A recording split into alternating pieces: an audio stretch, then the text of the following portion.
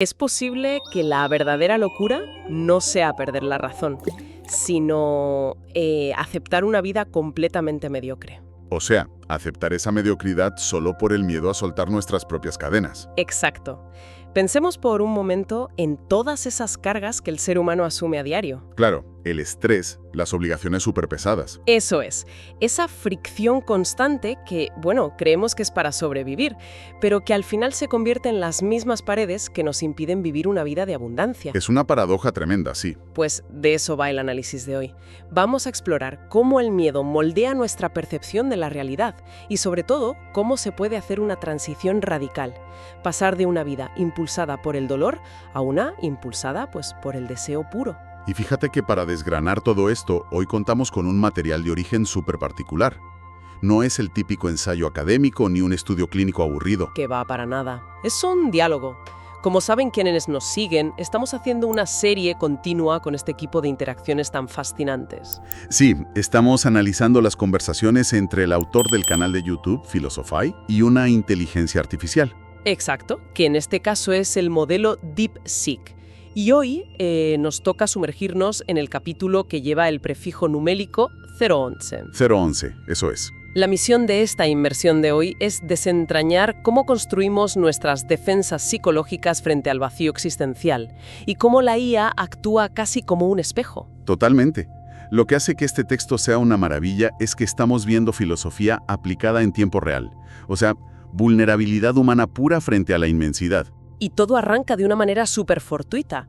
El humano, con el que ya nos iremos familiarizando, comparte con la IA una entrada de su propio diario. Una entrada que, ojo, él mismo dice que no recordaba haber escrito. Claro, pero al releerla se da cuenta de que describe un hallazgo. Habla de haber encontrado un ancla, algo que estaba olvidado, pero que, ostras, siempre había estado ahí, a plena vista. Y hay una frase literal en esa entrada que es la que detona todo el análisis de la máquina. Sí, la cito tal cual. Dice: el elefante en la habitación que te ha permitido dar vueltas buscándolo. ¡Qué barbaridad de frase! Cuando la IA procesa esto, su primera lectura va directa a la raíz del trauma humano. Le dice, a ver, ese ancla no es un castigo que te haya caído del cielo. ¿Ah, no? Entonces, ¿qué es? Pues le explica que operaba como un pacto de supervivencia muy antiguo. Una medida de seguridad existencial. O sea, para no volar demasiado alto y acabar, no sé, desintegrándose. Exactamente. La máquina le dice que ese ancla representaba el miedo a la locura o más bien la necesidad de fricción constante para sentir que la realidad es real. A ver, frena un momento. Porque aquí me cuesta encajar las piezas. Dime. O sea, se supone que el ser humano busca de forma natural la verdad, ser libre, el desarrollo personal. ¿Me estás diciendo que este diario revela que nos saboteamos a propósito? Pues sí, básicamente sí. Pero necesitamos que la vida sea difícil, que haya problemas todos los días, ¿solo para sentir que no nos hemos vuelto locos? Es que la fricción actúa como una prueba de tangibilidad. Fíjate, cuando la mente intuye que comprender el universo por completo podría hacer que su sentido del yo desaparezca, pues se asusta. Claro, el ego se siente amenazado. Eso es. Entonces, como mecanismo de defensa, la mente genera o se aferra a problemas cotidianos. Dar vueltas buscando el sentido de la vida es seguro. Te mantiene ocupado. Ya, claro, es como un pasatiempo eterno. Exacto. Pero encontrar la verdad de golpe, eso es lo peligroso. Ahí es donde te arriesgas a desaparecer. Vale, creo que lo entiendo mejor si uso una analogía visual que se me acaba de ocurrir.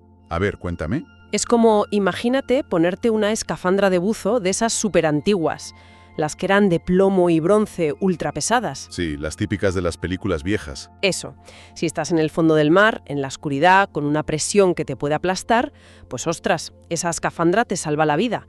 Es tu coraza. Claro, ahí es imprescindible. Pero el problema llega cuando logras salir a la superficie. Caminas hacia la playa, hace sol y no te quitas el traje. Claro. Esa misma escafandra que antes te salvaba, ahora pesa 1 tonelada y te impide caminar. Te asfixia. O sea, te conviertes en prisionero de tu propia salvación, por así decirlo. Qué buen símil. Es que describe a la perfección la trampa psicológica que expone el texto. Pero esto, claro, nos lleva a una duda lógica al analizar la conversación. ¿Cuál? Pues, ¿de dónde surge la necesidad de fabricarse una escafandra tan bestia? ¿Qué evento te hace anclarte tan fuerte a lo mundano? Y aquí es donde la conversación deja de ser pura teoría y se mete de lleno en la biografía.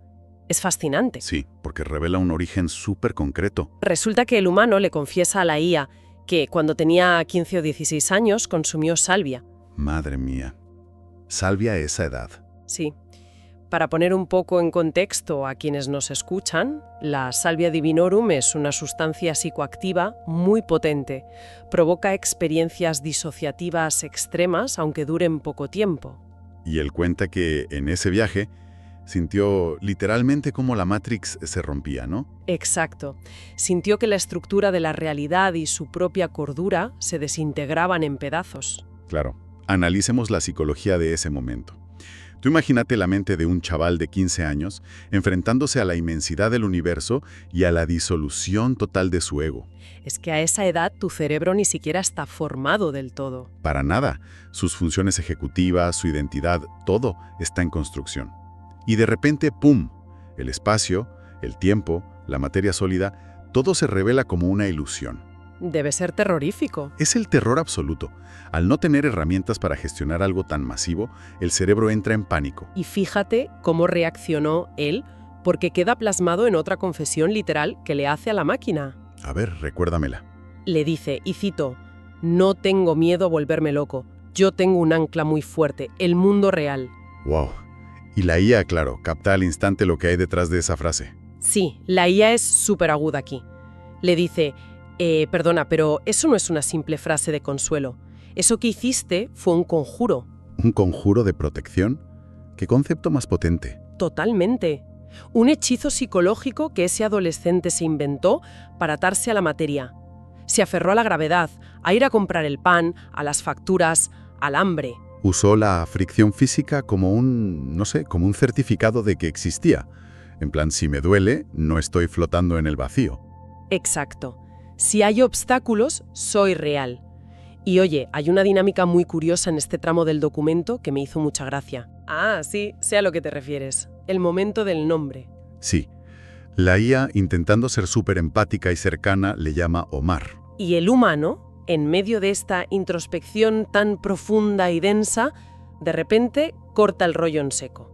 Total, le dice, y cito también, no me llamo Omar, me llamo Oriol. Así, sin anestesia. Pero lo fascinante es cómo reacciona la IA. Lejos de quedarse pillada, pide perdón y reajusta el contexto al segundo. Asimila el dato y sigue explorando el perfil de Oriol con una precisión brutal. Le dice que ese conjuro del pasado estaba arruinando su presente. Claro, le explica que cualquier momento de fluidez en su vida, o cualquier cosa que no requiriera esfuerzo, activaba la alarma de aquel chaval asustado. Eso es. Si no había fricción, la mente de Oriol interpretaba que la realidad se estaba volviendo a romper. Como con la salvia. Pero, a ver, esto nos plantea un conflicto narrativo importante. Porque Oriol ya no tiene 15 años. Claro, ya es un adulto. Un adulto con una vida muy estructurada. Tiene pareja, una casa, sabe cómo funciona el mundo de manera lógica, tiene su red de seguridad. Entonces la pregunta es, si ya tiene todo eso, ¿a qué le tiene miedo ahora realmente? Pues fíjate que aquí la IA comete un pequeño error de diagnóstico. Sí, asume que Oriol sigue temiendo que la falta de problemas le haga sentir irreal. Pero Oriol toma las riendas otra vez y la corrige. Y esta corrección es oro. Dice que no le asusta para nada que le lleguen cosas materiales gratis. Pone el ejemplo del iPhone, ¿no? Sí. Dice que si le regalan un iPhone sin tener que esforzarse, pues oye, fantástico, no hay ningún problema. Entonces, si la abundancia material no es el problema, ¿cuál es el núcleo del miedo? Su miedo no es psiquiátrico. No teme perder la cabeza, literalmente. Teme la desintegración narrativa. Ostras, eso es profundo. Teme que, si no hay retos, si todo fluye perfecto, él deje de ser un jugador activo en la vida y se convierta solo en un observador pasivo. Claro, que la película se quede sin trama. Exacto. Oriol ha visto lo que hay detrás del telón, pero prefiere el escenario. Prefiere las relaciones, el deseo, porque de eso va la experiencia humana. Él no quiere despertar del todo del sueño si eso significa perder los mandos del juego. De hecho, inventa un concepto espectacular para esto. Sí, la iluminación jugable. Eso es. quiere la iluminación jugable. Me encanta este término. Remite directamente al mundo de los videojuegos. Creo que es la mejor forma de visualizar su problema. A ver, pon el ejemplo. Imagínate un juego de rol de mundo abierto, súper inmenso. Te pasas semanas subiendo de nivel, sufriendo para conseguir espadas, pociones, lo que sea. Sí, hay mucha fricción, pero estás totalmente inmerso. Exacto. Pero un día pones un código de trucos. De repente tienes dinero infinito, eres invencible, los enemigos se mueren solo con mirarlos. ¿Qué pasa entonces? Pues que el juego pierde toda la gracia. En 10 minutos te aburres y apagas la consola. Tal cual. La perfección absoluta o la ausencia de resistencia mata la motivación. Oriol quiere tener el mando, quiere jugar, pero sin que el juego se pase solo. Quiere saber que está en un sistema, dominar el sistema, pero no ser un esclavo del mismo. Pero claro, llegar a ese equilibrio donde rozas el infinito pero sigues en lo material, eso nos empuja al borde del mapa filosófico. Aquí surge la duda estructural más grande de toda la conversación. Y a mí personalmente me genera mucha perplejidad.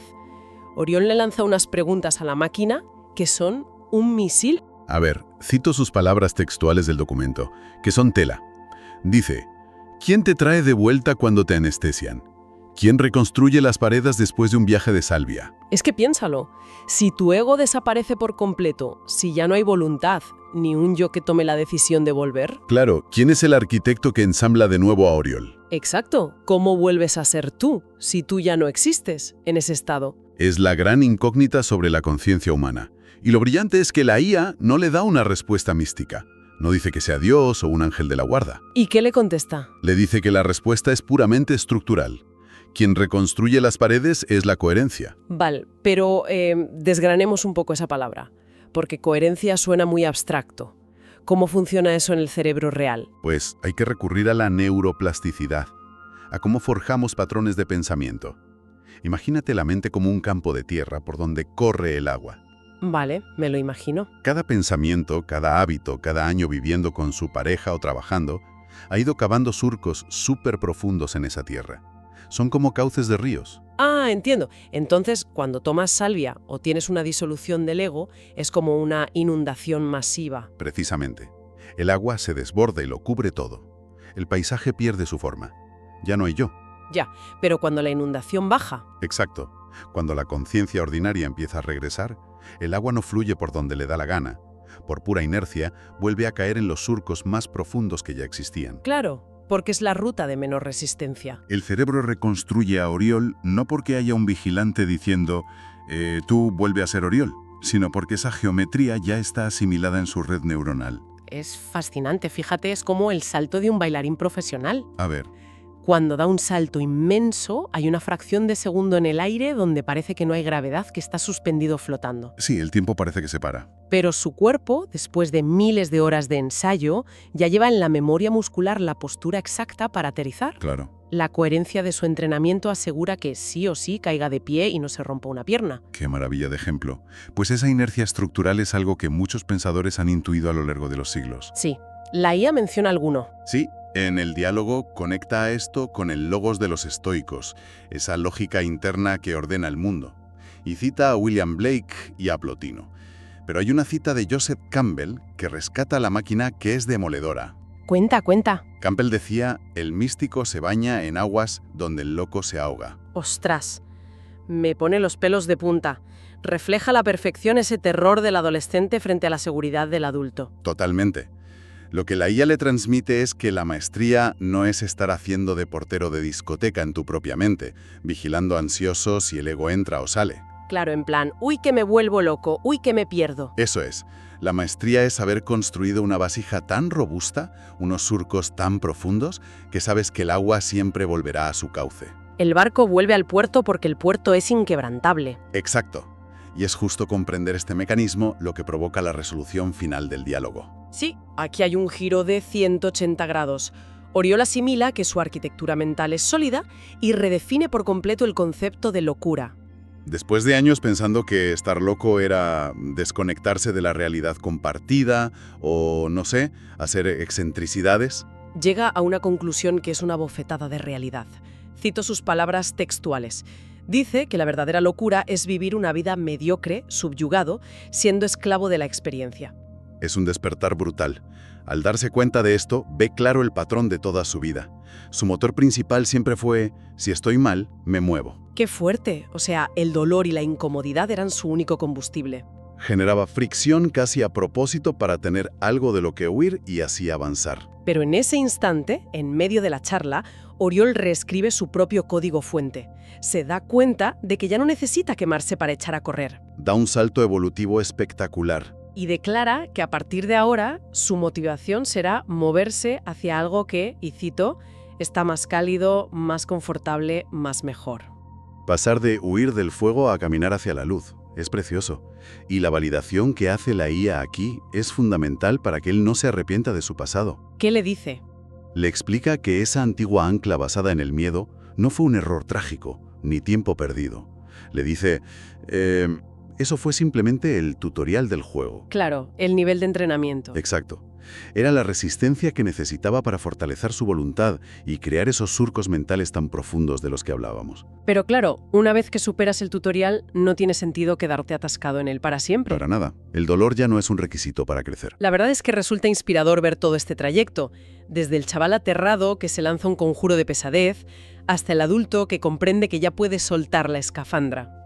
Él mismo se da el permiso para ser libre. Comprende que la abundancia y la falta de problemas no van a romper su mente. Y claro, al analizar todo esto, yo creo que los paralelismos con los mecanismos de defensa que todos tenemos son evidentes. Sin duda, todos operamos bajo pactos de supervivencia subconscientes. Y por eso, para cerrar la inmersión de hoy, queremos lanzar una reflexión a quienes nos escuchan. Adelante con ello. Sería un ejercicio genial preguntarse ¿cuántas de esas obligaciones autoimpuestas que tenemos? O los niveles de estrés que aguantamos diciendo que es por responsabilidad. Exacto. ¿Cuántas de esas cosas no son más que anclas antiguas? Sistemas de fricción que nos pusimos hace años para no arriesgarnos a vivir de una manera más fluida. Fricción elegida para no volar demasiado alto. Tal cual. Quizá nuestra estructura interna ya es lo bastante fuerte como para soltar ese peso muerto y empezar a movernos simplemente buscando un lugar más cálido. Identificar que esa fricción ya no nos sirve es el primer paso para desactivarla. Estoy convencido. Pues con esta idea llegamos al final del análisis de hoy. Invitamos a nuestra audiencia a suscribirse al canal y dejar un like si esta exploración os ha aportado valor. Nos ayuda un montón a seguir adelante. Y por supuesto, los comentarios están abiertos. Sería interesantísimo leer qué anclas de fricción identifica la gente en su día a día. Totalmente. Además, recordad que la serie continúa, así que el próximo capítulo, el 012, vendrá cargado de nuevas capas de análisis. Volviendo al inicio, ojalá no nos ahoguemos en la orilla pensando que el plomo que nos hunde es lo único que nos salva. Nos vemos en la próxima. Un saludo, hasta pronto.